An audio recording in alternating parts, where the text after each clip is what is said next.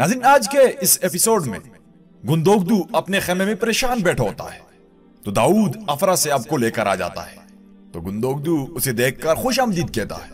तो अफरा से आप कहता है, हमने सोना खरीद लिया है, बस जनाब कुछ दिनों में वो कबीले पहुंच आएगा।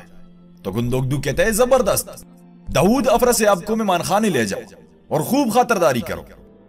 और बाहर गोंचागुल बकरी से दूध दो रही होती है कि सुल्जान उधर आ जाती है और कहती है, भरोसा रखो, मैंने हमेशा के लिए मुंह और एहसास बंद कर लिए हैं अपने शोहर की खुशी के लिए और उनको औलाद देने के लिए जो मैं ना दे सकी।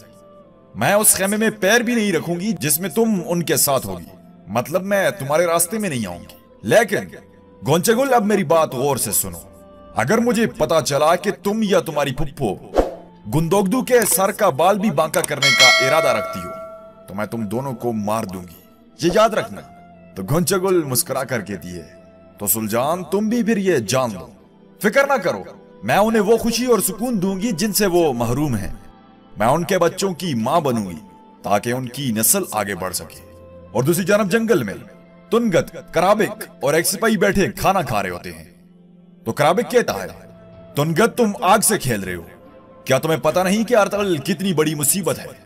तो तुनगत कराबिक को कहता है, उसको मैं खुद कत्ल करूंगा, उससे मुझे कोई रोक नहीं सकता। बकवास बंद करो, जैसे कैसे भी वो यहां आएंगे और तुम मर्द की तरह लड़ोगे, वरना मैं तुम्हारी गद्दारी की वजह से तुम्हें यहीं मार दूंगा।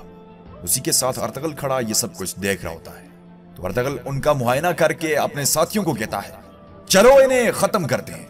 और फिर अर्तुगरुल सामने आकर तुनगत को आवाज देता है और साथी सिपाही को अपनी खंजर मारकर गिरा देता है। तो तुनगत कहता है, खुश आमदीद अर्तुगरुल, खुश आमदीद, हम तुम्हारा ही इंतजार कर रहे थे। तो दुआन कहता है, बदजात, तुम्हें कैसे पता चला कि हम यहां आ रहे हैं? मगर वो कोई जवाब नहीं देता और साथ ही काफी सारे मंगोल सिपाही निकल आते हैं। फिर उन सबका जबरदस्त मुकाबला शुरू हो जाता है। देखते ही देखते तुर्गत, दुआन और बामसी, अर्तुगरुल जिनके हत्थे भी जोन सा मंगोल चढ़ता है उनकी गर्दनें सरतन से जुदा करते जाते हैं। आखिर में तकरीबन सब मंगोल सिपाहियों को ये खत्म कर देते हैं और कराबिक मौका देखते ही फिर वहां से निकल जाता है। अर्तुगरुल उसका ताक्कुब करता है। अर्तुगरुल को जाते देखकर तुनगत भी उसके पीछे निकल पड़ता है और इधर तुर्गत, दुआन और बामसी बाकी बचे कुछ मंगोलों को खत्म करके वो भी अर्तुगरुल के पीछे निकल पड़ते हैं। कराबिक भागते भागते एक जगह पर गिर जाता है और अर्तुगरुल उसे पकड़ लेता है और कहता है, बताओ महल में नोयान का कौन सा आदमी जो नोयान के लिए काम कर रहा है? कराबिक बताने ही वाला होता है कि तुनगत अपने घोड़े पर बैठा पहुंच जाता है और जाते हुए कराबिक को खंजर मारकर चला जाता है। इसी के साथ तुर्गत, दुहान और बामसी भी उधर पहुंच जाते हैं, मगर कराबिक कुछ बताए बगैर ही मर जाता है। अर्तुगरुल बहुत ज्यादा गुस्से का इजहार करता है। तो दुहान कहता है, भाई तुनगत को कैसे पता चला कि हम यहां आ रहे हैं? तो अर्तुगरुल कहता है, सिर्फ एक ही चीज मुमकिन है, उन्हें अब्दुर्रहमान की सरगर्मियों का पता चल गया होगा। मैं जानता हूं नोयान अभी उसे कुछ भी नहीं कहेगा। अब्दुर्रहमान को नहीं पता कि क्या चल रहा है और नोयान मुझे मारने के लिए अब्दुर्रहमान को इस्तेमाल करेगा। और इधर कबीले में आलिया गोंचागुल को तैयार करती है, क्योंकि आज गुंदोगदू के लिए रिश्ता मांगने वाले आ रहे होते हैं। आलिया और वो दोनों मिलकर काफी लंबी चौड़ी बातें करती हैं और अपने मुस्तकबिल के बारे में ख्याली पलाव बनाती हैं, क्योंकि सपने फ्री ऑफ कॉस्ट होते हैं। और दूसरी तरफ गुंदोगदू खुद तैयार हो रहा होता है तो सुल्जान उधर आ जाती है और उसे खुद तैयार करती है, अपना दिल काफी बड़ा करके, क्योंकि हमारी कम्युनिटी में औरत सब कुछ बर्दाश्त करती है मगर सोकन बर्दाश्त नहीं करती। उस वक्त में भी ऐसा ही होता था। खैर, सुल्जान किसी भी तरह उसे तैयार करती है और साथ में बहुत कुछ पुरानी बातें करती है। गुंदोगदू ये सब सुनकर चला जाता है। आयमा खातून, गुंदोगदू और गोगची भी सरदार खुशनूद के औताक में आ जाते हैं। तो सरदार खुशनूद समेत सब उन्हें खुशामदीद कहते हैं। फिर उसी के साथ तैमूर भी उधर आकर बैठ जाता है। तो आयमा खातून बात करने ही वाली होती है कि अर्तुगरुल भी उधर पहुंच जाता है और कहता है, माफी चाहता हूं, बस अभी पहुंचा हूं। तो सब उसको खुशामदीद कहते हैं और गुंदोगदू अपने साथ अर्तुगरुल को बिठा देता है। तो आयमा खातून कहती है, हम यहां एक मुबारक मकसद लेकर आए हैं। मैं अपने बेटे गुंदोगदू के लिए अल्लाह के हुक्म और नबी सल्लल्लाहु अलैहि वसल्लम की रहनुमाई से मेहरदीन साहब की बेटी गोंचागुल का हाथ मांगने आए हैं। तो सब ये सुनकर मुस्कुराते हैं और मेहरदीन कहता है, गुंदोगदू साहब के शफाफ और बहादुर दिल ने मेरी बेटी का इंतखाब किया। ये मेरे और मेरी बेटी के लिए निहायत खुशी का बायस है। मैं अपनी इकलौती बच जाने वाली बच्ची को बगैर किसी हिचकिचाहट के गुंदोगदू साहब के हवाले करता हूँ। मैं पुरसुकून और खुश हूँ। फिर सब उनको दुआएं देते हैं। इसमें मजे की एक बात यह होती है कि सब जो हकदार होते हैं उनकी दस्तपोसी की जाती है। जब अर्तगल मेहरदीन के सामने जाता है तो मेहरदीन भी गुरूर से अपना हाथ उसके सामने रखता है, मगर अर्तगल अपने दिल पर हाथ रखकर शुक्रिया अदा करता है।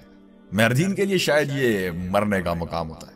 खैर, फिर कुछ औरतें तहाइफ वगैरह लेकर आती हैं, मतलब कि रिश्ता हो जाता है। और उसके बाद फिर अर्तगल सीधा आरब भाई के पास जाता है। तो आरब भाई कहते हैं, मुआज़रत आपको तकलीफ देने के लिए, मगर बात बहुत अहम है। तो अर्तगल कहता है, अस्तगफिरुल्लाह। बोले जनाब क्या बात है? तो आरब भाई कहते हैं, मैं आपके लिए कुछ दोस्तों का सलाम लाया हूं जो आपसे प्यार करते हैं और हमेशा आपके लिए सोचते हैं। उन्होंने कहा है कि अर्तगल साहब एक मुबारक जदोजहद कर रहे हैं। उन्हें सालों पहले जो फराइज सौंपे थे उन्होंने वो सारे पूरे कर दिए।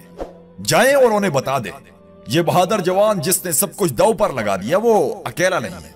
तो अर्तगल कहता है, आरफ साहब आप ये क्या कह रहे हैं? तो आरब भाई कहते हैं, आपको सफेद दाढ़ी वाले बुजुर्गों का सलाम पहुंचाना चाहता हूं। तो अर्तगल ये सुनकर मुस्कुराता है और कहता है, तो मतलब आपको भी फराइज सौंपे गए? तो आरब भाई कहते हैं, अल्हम्दुलिल्लाह। और हां, तुर्कों के मुकद्दस शहर एहलत में वो हमारा इंतजार कर रहे हैं। और फिर सुबह होते ही अर्तगल और आरफ भाई रवाना हो जाते हैं एहलत के लिए। और दूसरी जानब तुनगत जाकर नोयान को सब कुछ बता देता है कि इस तरह अर्तगल और उसके साथी मेरे सामने आ गए तो मुझे मजबूरन कराबिक को मारना पड़ा। नोयान कहता है, सादतीन कोपेक को पैगाम भिजवाओ, हलीमा और सुंगतकीन को सुल्तान अलाउद्दीन के सामने पेश ना होने दे। तुनगत हमारे बीच कोई गद्दार है, जो कोई भी है मुझे अर्तगल तक पहुंचाएगा।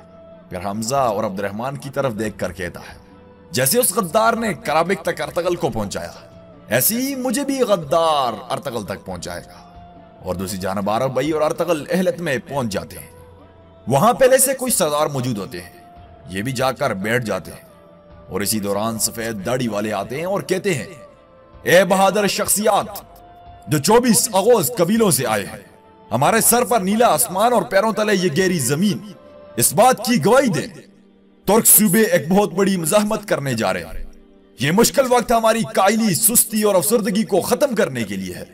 यह हमारे अंदर एक नई रूह फूंकेगा। आज रात इन मुश्किलात से निकलने पर बात होगी।